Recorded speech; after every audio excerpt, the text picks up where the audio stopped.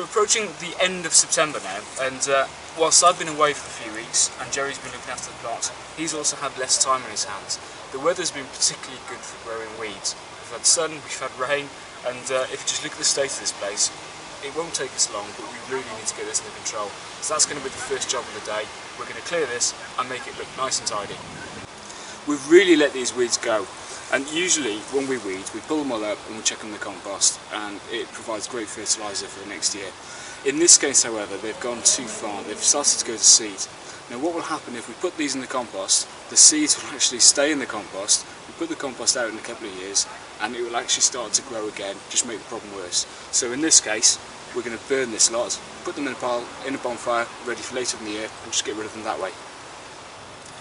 Now that we've cleared these weeds, we've come across these spring onions, which we planted earlier in the year. Now these are a dual purpose variety. Early in the year, you can harvest some spring onions, use them in salads, or whatever, and they're great. If you let them grow longer, you'll get these bulbs at the bottom.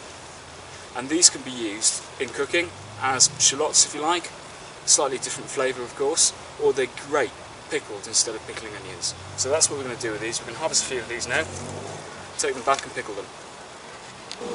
The other thing we found when we were weeding the root bed were these onions.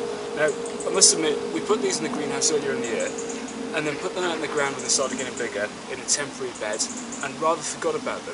But we found them again. Now is a great time, they're looking very healthy, so we're going to plant them out into this bed with the leeks, and overwinter them, and they should give us a great crop next year. I'm just going to produce a lot of holes for the onions to go in, about 9 inches apart, using Jerry's wonderful tool here, but it works wonders, it does the job just fine. So we'll just produce a lot of holes and then put the onions in.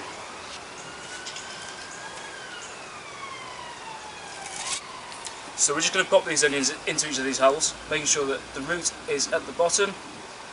Just cover those slightly, one in each hole, about 9 inches apart, and then we'll give them a good watering, and they should do fine.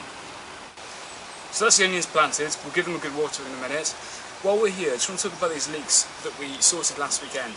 Now if you remember last weekend, I cut the tops off a lot of the leeks to encourage growth in the middle. And you can see on all of them, this is the line here where we cut the leeks off, and this here is a new stem coming up in the middle, and they're already bulking out. So clearly this works quite effectively. The next job of the day is this little bed here. Now this little bed has been left a little bit. It's the strawberry and the asparagus beds. We sort of made a conscious decision due to lack of time to focus on other beds throughout the year once we finished harvesting these two crops. However, it's time to tackle it. And there's two things that we need to do. We need to weed it, obviously. That won't take very long, believe it or not, because they're all quite substantial large weeds. And also in the asparagus bed, we need to chop all this back down now and burn it for the winter, so the asparagus beetle doesn't overwinter in the plant. Now, I'm actually going to be cheeky, I'm going to let Jerry do this while I move on to the sweet corn. Final job of the day is to tackle these sweet corn.